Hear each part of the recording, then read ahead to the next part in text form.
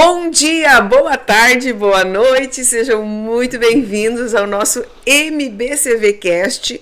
Toda quinta-feira à noite nós nos encontramos aqui e nós setembramos, né? Já estamos em setembro. Olha só como esse nosso ano voou e nós vamos continuar trazendo conteúdo. Essa é a proposta, trazer um conteúdo que você possa aprender, ser edificado com alguma coisa. Então, toda quinta-feira à noite, nós trazemos um convidado que possa compartilhar conosco, né? Possa compartilhar suas experiências, suas vivências, suas habilidades, né? Isso é muito bom a gente aprender com os outros também.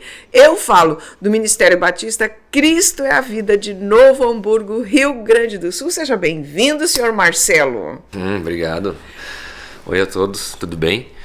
Hoje temos mais um assunto para tratar aqui. Marcelo já veio aqui outra vez, falou com a gente, ele é técnico de informática, né? Mas assim, na outra vez a gente falou sobre isso, é uma profissão, é uma função muito, muito abrangente, né? E naquela oportunidade, a gente falou sobre alguns assuntos que seriam pertinentes da gente tratar com todo mundo que, de alguma maneira, manuseia a internet. Existe alguém ainda nesse mundo, Marcelo, que não tem acesso? Olha, ainda, né, o acesso ainda tem poucas pessoas que não têm acesso, mas tem, natural, por questões de condições financeiras, demográficas, geológicas, né, mas sim, o mundo ainda está conectado aquém do desejado por nós, da área de tecnologia, né? Há um paradigma, né, em relação a isso, porque muita gente diz que a tecnologia também, o excesso de conexão, ao mesmo tempo que aproxima, afasta as pessoas. Então, alguns dizem, tá tecnológico demais, para nós o TI tá tecnológico de menos, né? Então, é um paradigma, né, falar sobre isso, né? E é importante entender essas diferenças, né? Porque cada local, cada pessoa tem uma maneira, né, de enxergar a tecnologia ou um conhecimento relativo a vários itens, né, vários assuntos nesse sentido, né? Inclusive sobre o que nós vamos falar hoje, né? Mas assim, ó, Marcelo, eu te respeito, eu super respeito, né, a tecnologia, mas o que é certo a gente precisa dizer. Onde em alguns lugares remotos, obviamente, né, ainda a tecnologia não chegou, mas as pessoas elas ainda estão vivendo melhor, né? Eu penso isso, né? Elas estão justamente trabalhando nessa condição, assim, né, de buscar o básico, de conviver com pessoas, de conversar com as pessoas presencialmente. Isso aí, hoje, com toda a tecnologia que a gente tem acesso, a gente sente falta. Eu sinto falta. Exatamente, é quase que, vamos dizer assim, entre aspas, um vício, né? Existe uma necessidade, porque tudo hoje é internet, palma da mão, né? O mundo hoje está vivendo praticamente na palma da mão, né? Você acessa banco, você acessa seu e-mail, né? Estuda, tem as redes sociais que a predominância maior hoje é a rede social. Sim, existem os malefícios que estão acontecendo aí por causa disso, que é um outro tema interessante de falarmos um dia também, né? Como eu disse antes, tem aproximado, mas tem afastado. Mas sim, é necessário. Tudo é tecnologia hoje. Medicina, as máquinas estão mais tecnológicas, né? O próprio automóvel hoje está evoluindo, né? O automóvel elétrico, o automóvel autônomo. Né? A tecnologia ela veio para ajudar, então, desde que bem aplicada, né? Não, esses dias eu estava ouvindo assim algumas notícias a respeito das questões tecnológicas, né? E eles estavam falando sobre uma grande empresa aqui no Brasil que tinha contratado para suas distribuições 80 robôs. Nossa, eu fiquei assim, 80 robôs, porque assim, ó, um robô faz muita coisa, agora 80 faz coisa demais, né? Mas enfim, porque é de centro de distribuição, então ele dizia na reportagem que mais de 300 mil itens são distribuídos diariamente, né? Então tá, ok. Aí era um podcast. E aí a pessoa, outra pessoa estava dizendo, mas determinada empresa, outra empresa, ela já tem 300 robôs. Aí tu fica assim, né? Como ainda mesmo com todos os acessos que a gente tem, a gente ainda não sabe na ponta mesmo, lá em cima, o que está acontecendo. E a coisa é de apavorar. Exatamente. A própria Amazon hoje já tem depósitos que não possuem humanos. Tem depósitos completamente robotizados. Toda a parte de transporte interno, a acomodação de itens, né? E o próprio sistema de logística alimentado com inteligência artificial. Agora, faz poucos dias, a Xiaomi lançou uma fábrica nova, totalmente robotizada, sem seres humanos. Então, mas e aí as pessoas vão trabalhar como? Vão ganhar dinheiro do quê? São as famosas profissões do futuro, ou o que a gente chama assim hoje, é um termo que existe, as profissões que ainda não existem, que vão envolver programação e mecatrônica, né, que é a eletrônica aliada à mecânica. Então, são as profissões do futuro, as profissões que ainda não existem, mas que vão surgir com o tempo. E há uma carência no mercado de profissionais da área, porque os robôs, eles não fazem nada sozinhos, eles não têm consciência, eles não têm poder de decisão, né? Mesmo com inteligência artificial aplicada hoje, ainda assim, quem dá o start, quem aperta o botão de ligar, somos nós. São os humanos. E assim, é a mesma coisa para programar um robô. Um robô é pura linha de programação. Não tem nada de mágica, não existem neurônios, não existem órgãos, não existem músculos. São itens mecânicos motorizados alimentados por programação.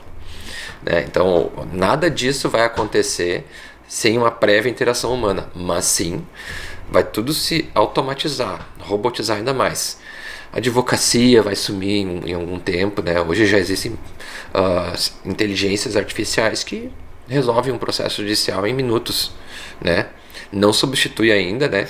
Mas é uma das profissões que vai começar a decair, né? Entre outras tantas, né? Que eu poderia citar aqui, passaria horas citando profissões que vão sumir do mercado, né? Olha aí, jovens, vocês que estão aí sem saber o que fazer, já chegando perto da fase da faculdade, pensem sobre isso. Isso é uma informação super importante. Não só pensem sobre isso, né? Você que é mãe, que é pai, que está assistindo o nosso podcast, compartilhe aí com o seu filho para ele saber disso aí. Mas o assunto de hoje nem é esse. A gente está aqui só conversando no geral, né? Mas o assunto de hoje, a gente quer falar sobre os perigos da internet. Exato. Né? Então, eu queria saber assim, quais são os maiores riscos que as pessoas e que as empresas enfrentam dentro da internet? Quais são os maiores riscos que elas precisam realmente se antenar? Exatamente. E podemos até relacionar com o que nós vimos falando agora há pouco, né? Claro. Porque quanto mais tecnologia for empregada, né, maior é o risco de uma invasão, maior é o risco de um vírus, alguma coisa. Então, quanto mais tecnologia, mudam-se os focos. A espionagem industrial, por exemplo, né, que era antigamente um funcionário levando uma planta baixa ou um croquis de um modelo de sapato para concorrência, hoje é feita via e-mail ou através de invasão. Então, que são os famosos hackers, né? Existem os hackers e os crackers, na verdade, que é bem importante para nossa conversa aqui, as pessoas entenderem a diferença, né? A gente usa o termo hacker popular, mas a gente chama que o hacker é o do bem e tem o cracker, né, que é o do mal. Então o hacker, às vezes a gente pode falar grosso modo que é a pessoa que invade para mostrar, eu entrei aqui, vocês estão inseguros. O cracker é o termo usado para quem comete crimes virtuais, né? Invasão de divisas, roubo de dinheiro, né? Crimes financeiros, né? Então existe uma diferença que é importante entender, mas vamos usar o termo hacker, né, para ilustrar de uma maneira mais generalizada, né? Então, os perigos hoje que existem, né, como tu perguntou inicialmente, da segurança da internet, envolvem não somente essa parte de invasões, mas tem outros perigos hoje que estão chegando através da internet, como são as invasões, são os vírus, mas também hoje o maior perigo eu vejo, ao meu ver, assim, é o que a internet está causando nas pessoas, né? Assim, o poder de mudança de pensamento. Manipulação de comportamento, mudança de pensamento, né? Existem estatísticas muito grandes aí, né? Que o aumento de casos de suicídio aumentou em muito desde que surgiram as redes sociais. E existem manobras, né, Quem não lembra do famoso jogo lá da baleia azul? Meu pai, aquilo foi um... Então, quando a gente fala em segurança, não se fala somente em perda de dados ou comprometimento de informações. Se fala também em como é usada a tecnologia para fazer o mal. Né? Então a tecnologia pode ser usada para induzir uma pessoa a cometer um crime, inclusive contra ela própria, né? Como era esse caso antigamente. Sim. Ainda acontecem esses crimes. Então, o que resumidamente a gente pode dizer assim que é importante hoje, quais são os perigos, né? Eu acho que principalmente a questão do roubo de informações. Esse é o grande boom do momento, né? A gente fala em técnicas de phishing, né? Sim. Que é pescaria, né? Eles pescam a pessoa com algum tema, né? Como tem acontecido agora, o golpe mais recente no Brasil, usa os correios, né? Porque com a alta demanda de pessoas comprando na internet, especialmente de importados, existe o controle dos correios na parte de impostos de importação. Então eles estão aproveitando essa situação para dar um golpe, mandando uma mensagem para as pessoas dizendo: sua encomenda chegou e está parada nos correios, você precisa pagar uma taxa para retirar. E vem um link. E a pessoa, na inocência, muitas pessoas clicam e pagam um Pix ou um boleto e não existe nada para ela pagar. Só que ao acaso, eles mandam essa mensagem geral e ao acaso vai pegar, dentro de um nicho de 1000 pessoas, vai pegar 10 que realmente tem uma encomenda e elas vão dizer: eu comprei mesmo. Então ela vai lá e paga achando que ela vai nos correios buscar ou não recebe nada em casa. Esse é um dos grandes problemas hoje. E o roubo de contas de Instagram, né? Conta de rede social. Esse aí... toda semana, tá? Eu tenho clientes que me procuram para recuperação de contas. Mas tu falando do Instagram, agora eu tô lembrando também. Às vezes tu tá lá passando o feed, Marcelo. Tá passando o feed do Instagram e tem alguma venda ali. Um sapato bacana, uma mala não sei das quantas. Tu aperta lá, tu vai lá pro link no site onde tu faz a compra do que tu quer e esse produto nunca chega. Exatamente. É o golpe das compras, né? Envolve duas coisas aqui: engenharia de software, né? E engenharia de pessoas. A engenharia de pessoas, o que é, né? A tecnologia persuasiva que a gente chama. São os anúncios pagos. Essas pessoas que fazem esses crimes, elas pagam anúncios para aparecer os produtos ali a um preço muito atrativo, né? De forma que... vou comprar. Um tênis que custa R$500 numa loja tá por R$200 num link. A pessoa se vislumbra, ela não pensa, né, o que não é impossível, né? E ela não confere lá no site do fabricante. No site do fabricante às vezes tem o valor correto. Se for muito abaixo, né, ela não faz essa comparação. Tá barato, eu vou comprar. E não se trata da pessoa a gente dizer que a pessoa é ingênua ou algo assim.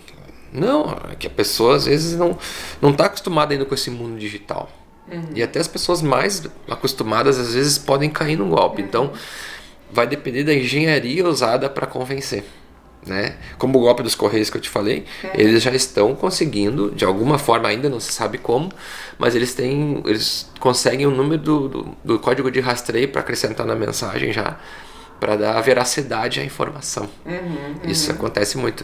E tu acredita, mas o número de rastreio está certo? Mas como os hackers conseguiram isso? Ainda não se sabe. Os correios dizem que não houve um vazamento de dados, mas nós da tecnologia desconfiamos, né? Sim. Então, nada se prova. Então, essa é a questão, especialmente na parte de compras, é cuidar o preço. Quando é muito abaixo do valor do site oficial, desconfia. Isso aí a gente tá falando de pessoa física, tá, gente? Pessoa física, então são esses cuidados, né? Mas como é que, por exemplo, como reconhecer? Tu já disse aí, né? Pessoa física tem que ir lá no site do fabricante para atestar essa veracidade. Tá, mas vamos falar de uma empresa que tem aí, sei lá, 100, 200, 300 computadores dentro dela, tem todo um sistema interno, né? Como é que essa empresa vai reconhecer que ela está sendo alvo, né, de algum tipo de ataque? Exatamente. As empresas hoje não sabem. Muitas empresas não sabem. Porque às vezes elas não têm um profissional de TI internamente, né, um setor de TI, ou não contratam uma empresa especializada, né? Porque o usuário final, a pessoa que está na ponta do computador na mesa, a menina do financeiro, né, o rapaz do almoxarifado, eles não têm conhecimento técnico de informática, que nem tem por que eles terem, não é a área deles, né? Então, o que acontece hoje? As empresas, muitas vezes, e posso afirmar aqui, né, com a minha experiência, que eu atendo muitas empresas, são mais de 100 empresas que eu atendo hoje, a grande maioria, tá, não tem uma estrutura de antivírus, ou de backup, ou políticas de educação sobre o uso da internet, o uso correto, né? Então, as brechas de segurança hoje estão no usuário final. Sim, se ele vai... Porque tem aquele sisteminha que tu coloca ali, que é anti-spam, tem um nome. Tem o anti-spam, tem o firewall, né? O firewall é o controle de invasões, é o equipamento que controla invasões. Ele vai entre a internet e a estrutura interna da empresa, um equipamento, né? Inclusive a gente aplicou aqui na MBCB, a gente tem hoje um firewall de proteção que ele não deixa nenhuma entrada ocorrer, somente saídas, né? Ou entradas que a gente configura que necessitam, né? Como acesso remoto, etc. Então a gente tem um firewall aqui, e a comprovação de que funcionam essas medidas é que, quanto tempo eu estou aqui atendendo vocês? Há uns 12 anos, eu imagino, e aqui nunca teve uma invasão. A mesma coisa vale para os vírus de computador, que é o calcanhar de Aquiles das empresas, né? O antivírus. Existe uma resistência em usar antivírus nas empresas, mas e muitas vezes é porque eles acham que o custo é alto. Ou acham que o custo não vale a pena, quando na verdade o custo de uma informação é muito maior. Claro, mas a pergunta que se segue nessa é a seguinte, Marcelo. Qual é o número de computadores que uma empresa precisa ter? Tem um mínimo para construir todo esse sistema? Se a empresa número mínimo? Se a empresa tiver um computador, ela tem que ter um antivírus. Ela tem que ter uma segurança. Existem empresas de um computador que faturam milhões por mês. Um profissional da área de bolsa de valores, né? Uma empresa de ativos financeiros, ou um modelista de produtos que trabalha em casa sozinho. Ele às vezes está modelando, ele está com uma maquete de um sapato ou de um equipamento, que essa maquete, o valor de marca desse produto é multimilionário às vezes. E esse produto vaza, entendeu? Então não existe a partir de quantos computadores eu preciso ter. Não, a segurança deve ter o próprio usuário final. Você, com o celular na mão, deve ter um antivírus. É aqui que está o problema. Aqui está um dos problemas. E nos computadores das empresas a mesma coisa. A gente tem que ter uma estrutura de antivírus rigorosa, né? Preferencialmente antivírus pagos e certificados, né? Muita empresa bota antivírus gratuito. Funciona, mas não é perfeito, né? Tem técnicos que dizem, mas nada a ver isso que tu está falando. Vai ter técnicos que vão olhar esse vídeo e vão dizer que eu estou falando besteira. Na minha visão, é uma opinião técnica, né? Ao meu ver, não existe um antivírus gratuito totalmente bom. Conhece a frase? Não existe almoço grátis? Ela vale para isso e vale para o que tu acabou de me perguntar, né? Como não cair num truque de compra de um produto falso ou enganoso? Não existe almoço grátis. Não tem tênis de 500 que custa 200 na internet. Vale a mesma coisa para o antivírus, a mesma coisa para o firewall, a mesma coisa para um profissional de TI. Né? Profissional bom de TI não vai te cobrar R$50 para... Entendeu? Não tem... A qualidade tem preço. E a mesma coisa vale para uma estrutura de segurança de uma empresa. Isso é extremamente importante. Né? E o gasto não é tão alto, especialmente relativo ao custo da informação. Às vezes o valor de aquisição desses softwares é muito menor do que o valor que tu perderia em caso de perda de informações. Tempo de usuário que fica parado por causa de um problema no servidor, que perdeu os arquivos que foram criptografados. Às vezes tem empresas que ficam dias fora do ar. Quantos R$1.000 de prejuízo acontece, né? Quanto tempo, acho que isso é uma coisa legal de um empresário saber, né? Quanto tempo que ele tem, se é que ele tem, né? Para recuperar qualquer coisa. Não existe um tempo, né? Existe a qualidade do aditivo de segurança que ele tem. Então, hoje, se uma empresa tem uma estrutura de antivírus bem montada, tá? E especialmente backups. Porque mesmo um bom antivírus não te previne. Pode acontecer uma falha. Então, antes de tudo, assim, eu vejo hoje que o backup é importante. Um bom backup te faz simplesmente tu nem parar. Você tem um servidor, um backup em 2 ou 3 camadas, em HDs externos, em nuvem, ou servidores replicados, né? Uma boa estrutura de backup hoje, você desliga um servidor, liga o outro e tá ok. Né? Essa é a estratégia. E a maioria das empresas não tem isso hoje. Eu acabei de falar com um cliente agora há pouco no telefone. Eu estou há 2 meses com um projeto para ele lá. Ele está com um servidor com os discos corrompidos. Não tem backup, porque acha desnecessário, né? E não tem antivírus nas estações, e ele me ligou hoje dizendo que está perdendo os arquivos. E eu falei para ele, pois então, o e-mail do dia tal, há 2 meses atrás que eu te mandei, relatava essa situação que você está passando. A gente precisa tomar uma atitude, né? Precisamos ver isso. Pois é, tu vê, mas daí tem que gastar. Se parar, ele vai gastar muito mais. Mas eu ia dizer, porque, por exemplo, se tu perde um celular, olha o que tu perde de coisa. Agora tu imagina uma empresa perder, meu pai. Exato. Mas deixa eu te fazer uma outra coisa que também agora me ocorreu, que eu sempre vivo muito em aeroporto, né? Viajo bastante, vivo em aeroporto. E os aeroportos, eles ofertam para ti um Wi-Fi gratuito durante 1 hora, 2 horas, 3 horas, sei lá, conforme o aeroporto que tu tiver, conforme o lugar que tu tiver. Como é que funciona isso?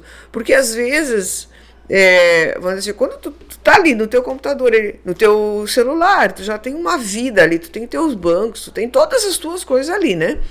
E quando é ofertado isso, é seguro? Não, de forma alguma. Não só aeroportos, né? A gente tem restaurante. É muito comum você estar num lugar, numa loja, num restaurante, a pessoa... qual é a senha do teu Wi-Fi? Hoje, na verdade, eles já colocam assim, né? A senha do Wi-Fi nos restaurantes. É uma facilidade muito interessante tu dar pro teu cliente. Aqui tá aqui o Wi-Fi. Pode usar. Né?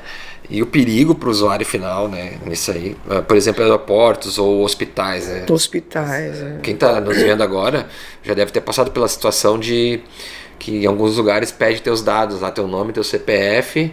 A hora que tu conecta o Wi-Fi, pede teus dados com o CPF, ok, aí te libera a internet. Esse é para ter um registro, né, do que você está fazendo na rede. Caso o sistema existe uma proteção já nessas empresas, que caso detecte que algum equipamento conectado está fazendo alguma atividade ilegal, né, ou que ofereça riscos, fica um registro do IP do aparelho, e aquele IP está atrelado àquele nome, àquele CPF. É uma das maneiras de coibir, né? Um hacker hoje ele não vai ir num hospital que tem esse sistema de validação, ele vai evitar se expor dessa forma. Mas todos os dias em algum restaurante, algum lugar, pode ter pessoas, né, pode ter sistemas lá rastreando a rede e pegando o celular desprevenido. Quando você entra numa rede pública, você está sujeito a riscos, né, vamos dizer assim, eu estou aqui no restaurante, é um restaurante cheio de pessoas ali, pode ter dentro desse restaurante um cara com um computador ou mesmo com um celular hackeando para poder pegar dados. É isso? Não precisa nem estar dentro do restaurante, ele pode estar lá na Eslovênia, no outro lado do mundo, com o roteador deles em modo zumbi, invadido, com um software de inteligência monitorando. Eles não ficam procurando um lugar, eles rodam softwares que catam qualquer coisa aberta no mundo e entram lá dentro e ficam ali, hospedam softwares ou alguma rotina que detecta tudo. Eu, como profissional da TI, eu não uso o Wi-Fi público. Eu ia te dizer agora, né? Então, o que a gente tem que fazer? Quais são as medidas que a gente tem que fazer para, assim, pelo menos ter uma proteção básica dessa, principalmente o físico, né? A empresa a gente já viu aí, tem os backups, tem os softwares, tem firewall, tem todas as coisas, mas o físico, que hoje é o nosso grande público que nos assiste. A primeira medida que não, às vezes, vamos dizer que não adianta a gente falar, não use o Wi-Fi público. Essa eu sempre digo, né? Use o seu de dados. Porque os planos de dados de celular hoje tem 10 GB, 15 GB, né? Um planinho de R$50 tem 10 GB de dados. Consumir 10 GB de dados tem que lutar bastante, tem que olhar bastante coisa. Né? Então, assim, tente usar o seu plano de internet do celular, evite usar os públicos. Se ainda assim você acredita que eu tenho que usar, eu preciso, instalar um bom antivírus e uma VPN no celular. Né?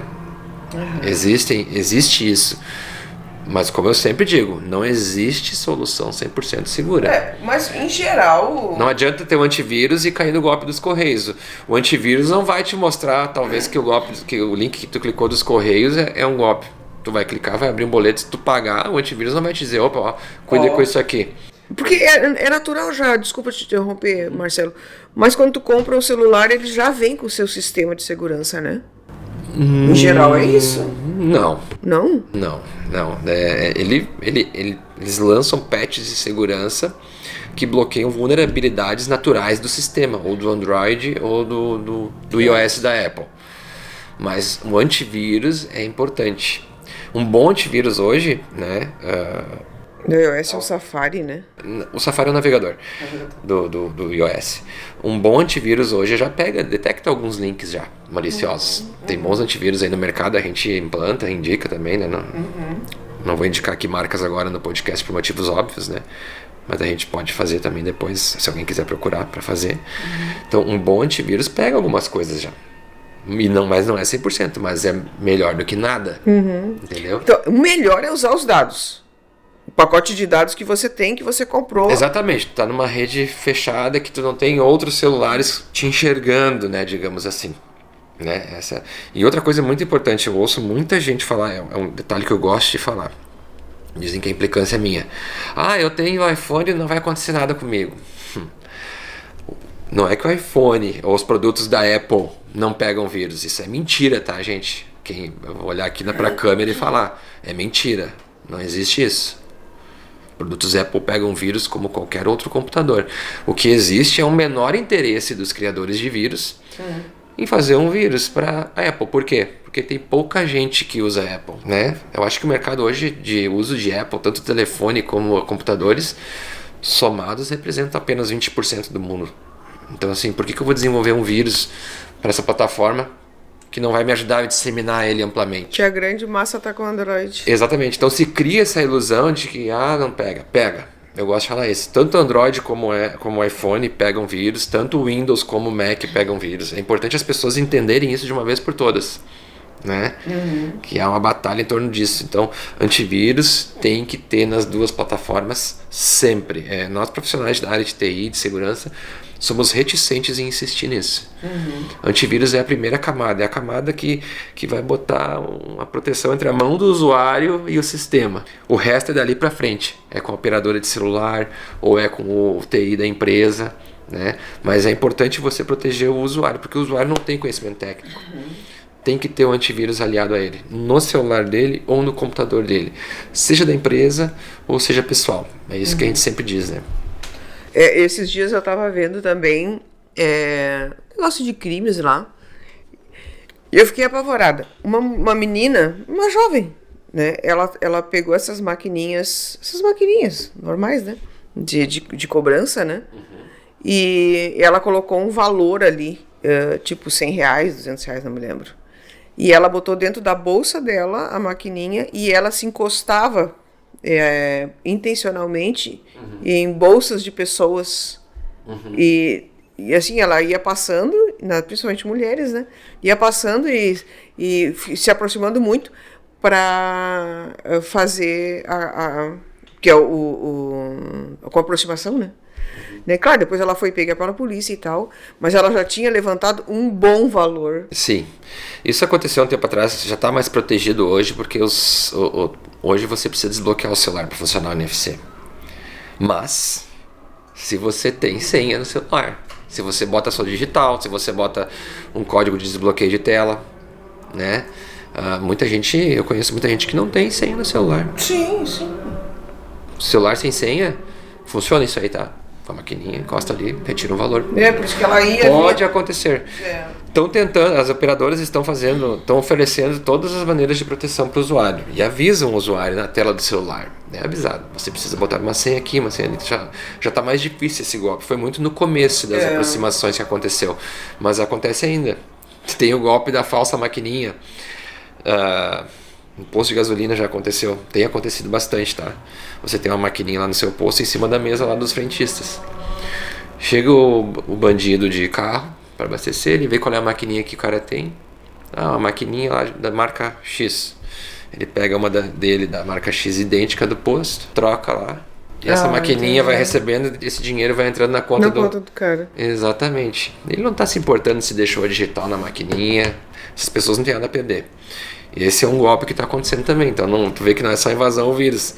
Esse, de novo, é um golpe de tecnologia de cabeça, uso de engenharia social. Esses dias eu fui na floricultura comprar uma folhagem e aí coloquei a minha carteira aqui e a menina estava com a maquininha, eu estava passando um cartão aqui. E ela disse, tu vai ter que pegar a tua carteira e botar mais para ela, porque ela está pegando vários cartões. Ela não tá funcionando porque ela tá pegando vários cartões de aproximação. Isso mesmo. Que loucura, meu Deus! Tem isso também, tem isso. É um método mais difícil hoje porque estão colocando métodos de segurança, mas pode acontecer. Alguns pedem a senha, mesmo com aproximação, eles ainda pedem a senha. É uma infinidade de coisas que o usuário tem que cuidar. Às vezes os usuários dizem para mim, mas eu não quero colocar senha. Ou ele diz, isso é a questão que nós temos que falar. As senhas fáceis. 1, 2, 3, Jesus. Amor, 1, 2, 3. Tem gente que bota a data do próprio aniversário como senha. 1, 2, 3, 4, 5, 6. As pessoas têm que entender. O nome é senha. Porque é um passe. Essa é a função da senha. É sempre usar letras, números e sinais. Não formar palavras. Marcelo, mas é difícil para mim lembrar. Dá um jeito. É mais difícil do que lembrar é recuperar um dinheiro perdido. Tudo, né? Uma informação perdida, uma foto perdida. Né? É muito importante. E também, uma coisa que é extremamente importante nos aplicativos como Instagram, Facebook, próprio e-mail, né? WhatsApp. Verificação em 2 etapas. Pouca gente usa. Né? Porque a verificação em 2 etapas vai fazer o quê? Se alguém descobrir minha senha, meu e-mail e minha senha, ela vai digitar meu e-mail e minha senha. Se eu não tiver 2 etapas e ela conseguir acertar a minha senha, ela vai entrar nas minhas coisas e vai fazer o que quiser. A segunda etapa, para quem não entende, é importante falar, é uma segunda verificação. Você vai colocar seu e-mail, sua senha, e vai pedir mais um código via SMS para o seu celular, ou um aplicativo autenticador, como o Google Authenticator. Né? Então tu tem que ver esse aplicativo, colocar essa senha lá, é a segunda etapa. É muito importante que as pessoas tenham esse costume, e ainda há uma resistência. Mas é muito complicado, eu não vou lembrar. É sempre essa coisa de não vou lembrar, né? E as pessoas precisam se conscientizar. Senha difícil e verificação em 2 etapas em tudo. É chato? Parece. É chato até o momento que alguém pegar teu celular e entrar lá e fazer o que quiser. Nosso tempo passou um pouco até mais, mas assim, o assunto é tão importante, é um assunto de utilidade pública isso aqui, né? É um assunto de utilidade pública. E eu até digo para você que está nos assistindo, veja outra vez, porque são tantas coisas que foram faladas e que são tão importantes que é necessário, sim, você se precaver, você ser inteligente, fazer as coisas intencionais. Marcelo, passou então, mas eu só tenho que te agradecer, né? Porque vem aqui, traz tanta informação, traz tantas preciosidades, né? Para que a gente possa melhorar nessa área tecnológica. Muito obrigada, Deus abençoe. Quer deixar algum recado para alguém mais aí? Vou deixar um recado, agradecer aqui a participação, né, o convite para participar. E quem tiver mais dúvidas, tá? Deixa eu ter o contato. Aqui no card do texto, acho que vai ter, né, um link, né? O meu site é www.maisti.info, né? Vai ter aqui nas informações do vídeo, para quem quiser conhecer, né? E tu tem Instagram? Tem Instagram também, tá? É maisti.info, né? É o meu Instagram. E podem estar em contato que eu dou toda essa assessoria, né, o suporte de como aplicar essas regras de segurança na vida de vocês e também nos processos das empresas. Muito obrigado. Legal, obrigada, Marcelo. Tchau, gente.